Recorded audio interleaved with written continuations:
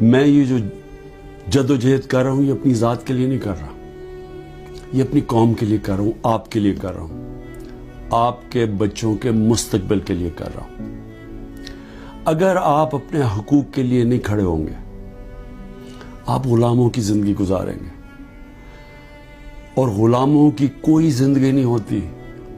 غلام ایسے ہوتے ہیں جیسے چونٹیاں زمین پہ ہوتی ہیں، ان کے اوپر پرواز نہیں ہوتی۔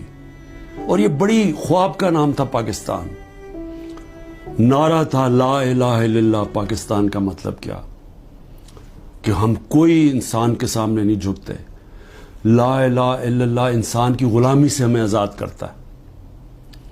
اور ہمارے نبی صلی اللہ علیہ وسلم نے اپنی مدینہ کی ریاست میں سب سے پہلے انسانوں کو آزاد کیا تھا عدل اور انصاف دے کے۔ یہ ہے جنگ انصاف کی، آپ کے حقوق کی، آپ کی آزادی کی۔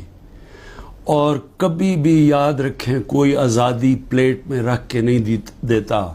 جس طرح میں کہتا ہوں زنجیریں گرتی نہیں ہیں، توڑنی پڑتی ہیں۔